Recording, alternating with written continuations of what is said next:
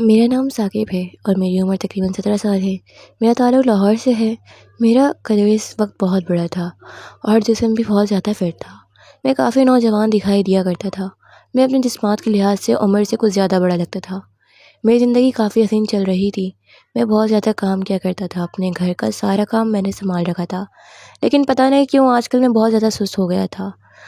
میں زندگی میں کام نہیں کرنا چاہتا تھا کیونکہ میرے جتنے بھی دوست تھے وہ ایسا کوئی کام نہیں کرتے تھے۔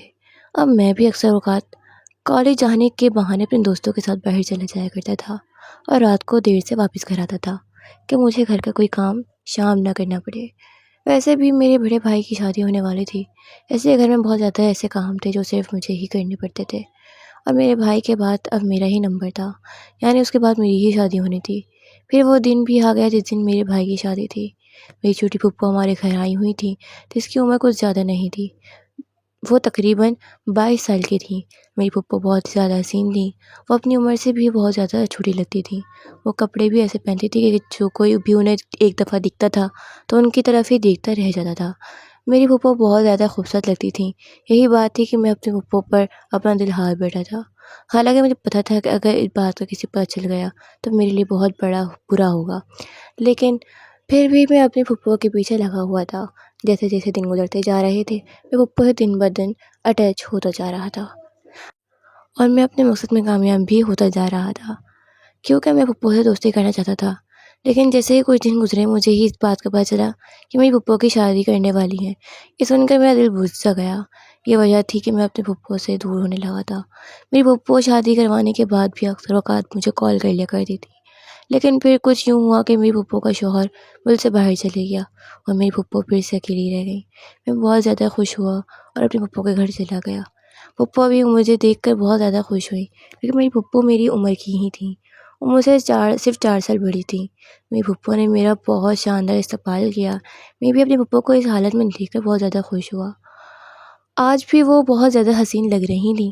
پھپھو کو دیکھ کر میں حیران رہ گیا، وہ پہلے سے بھی بہت زیادہ خوبصورت ہو گئی تھیں اور میرے سامنے ہی میری پھپھو بیٹھی ہوئی تھیں۔ میں ان کی تعریفیں کرنے لگا۔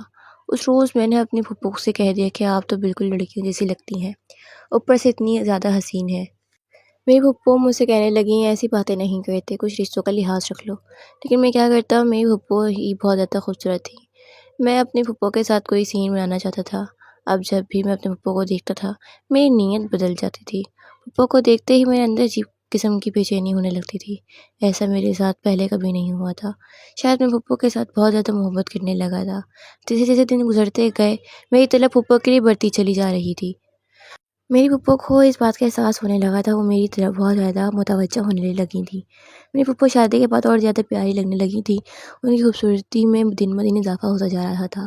پھپھو کی شادی تقریباً 2 سال گزر چکے تھے، لیکن ابھی تک پھپھو کے پاس کوئی اولاد نہیں تھی۔ ایک روز جیسے ہی میں نے پھپھو سے ان کی اولاد کے بارے میں پوچھا تو پھپھو کا ہنستا کھلتا چہرہ مرجھا گیا۔ میں جان گیا تھا کہ ایسی کوئی ضرورت بات ہے جو پھپھو مجھے نہیں بتا رہی۔ مجھے سمجھ آ گئی تھی کہ پھپھو کا شوہر باہر لیے ملک گیا ہوا ہے، جس کی وجہ سے پھپھو بہت زیادہ اداس ہے۔ میں ان کی اس اداسی کو دور کرنا چاہتا تھا، لیکن پتہ نہیں کہ میری نظر پھپھو پر سے ہٹنے کا نام نہیں لے رہی تھی۔ وہ مجھے آج بہت زیادہ خوبصورت لگ رہی تھیں، اوپر سے انہوں نے پیارے کپڑے پہنے ہوئے تھے۔ میرا دل چاہتا تھا کہ میں بس انہیں دیکھتا ہی جاؤں۔ میری پھپھو بھی میری ساری باتوں کو سمجھ رہی تھی۔ جیسے ہی میری پھپھو نے میری طرف دیکھا وہ میری نظروں سے سمجھ گئی تھیں۔ میری پھپھو مجھ سے یہ کہہ کر چلی گئیں کہ تمہیں رات کے وقت ملوں گی۔ میں اس بات پر بہت زیادہ غور کرنے لگا، شاید میری پھپھو وہی جاتی تھیں جو میں ان سے چاہتا تھا۔ میں اب بے صبری سے رات کا انتظار کرنے لگا۔ جیسے ہی رات کا 1 بجا میں پھپھو کے کمرے میں طرف چلے گیا، لیکن کمرے میں بہت زیادہ اندھیرا تھا۔ جیسے ہی میں نے دروازہ کھولا میری پھپھو نے میرا ہاتھ پکڑا اور مجھے کمرے کے اندر لے گئی۔ میری پھوپھی اس روز بھی بہت زیادہ اداس لگ رہی تھی، مجھے کہنے لگیں کہ ان کا شوہر انہیں اولاد نہیں دے رہا۔ مجھے فوراً اس بات کا مطلب سمجھ آ گیا تھا، میری پھپھو نے مجھے یہاں کیوں بلایا ہے۔ میں پھپھو کو سارا مطلب سمجھ گیا تھا۔ میں نے اس روز پھپھو کو تسلی دی کہ آپ جیسا چاہیں گی ویسا ہی ہوگا۔ میری ساری خواہشات آج رات پوری ہونے والی تھیں۔ مجھے کہنے کا موقع بھی نہیں ملا اور پھپھو میرے ساتھ دے رہی تھیں، وہ میرے ساتھ ساتھ سارے کام کرنے لگی تھیں۔ میں بھی اس کام میں بہت زیادہ مہارت رکھتا تھا۔ میں اپنی طرف سے پوری کوشش کرنے لگا کہ پھپھو مجھ سے خوش ہو جائے۔ پھپھو بھی بہت زیادہ انجوائے کر رہی تھی۔ پھپھو نے بھی آج مجھے بہت زیادہ خوش کر دیا تھا۔ میری زندگی میں یہ پہلا دفعہ ہو رہا تھا۔ میری پھپھو میں بالکل بھی نکھرا نہیں تھا، وہ میری ہر بات مان رہی تھی۔ میں جیسے جیسے کہہ رہا تھا پھپھو ویسے ویسے کر رہی تھی۔ اس روز پھپھو نے جی بھر کر سارا کام کیا۔ پھپھو بھی اس روز مجھ سے کہنے لگیں کہ تم کچھ دن اور ہمارے گھر رک جاؤ۔ یہ سن کر میری تو لاٹری ہی نکل آئی تھی۔ میں تو پہلے ہی یہی چاہتا تھا میں کچھ دن اور پھپھو کے ساتھ گزاروں۔ مجھے پھپھو کی بہت زیادہ عادت ہوتی جا رہی تھی، لیکن یہ تعلقات ختم کرنا چاہتا تھا کیونکہ کچھ ہی دن بعد میرا رشتہ طے ہونے والا تھا۔ 4 دن رہنے کے بعد میں پھپھو کے گھر سے دوبارہ اپنے گھر واپس جانے لگا۔ میری پھپھو نے میرا بہت زیادہ شکریہ ادا کیا۔ میری پھپھو کہنے لگی تم نے مجھے بہت زیادہ سکون دیا ہے، میں تمہارا احسان کبھی نہیں بھولوں گی۔ پھپھو مجھے دعائیں دے رہی تھیں، مجھ سے کہنے لگیں کہ میں تمہیں ساری زندگی نہیں بھلاؤں گی۔ پھپھو کی ایسی باتیں سن کر میری آنکھوں میں بھی آنسو آ گئے۔ میں یہ سن کر بہت زیادہ خوش ہو گیا تھا، لیکن مجھے گھر واپس آنا تھا، اس لیے میں اپنے گھر واپس آنے کی تیاری کرنے لگا۔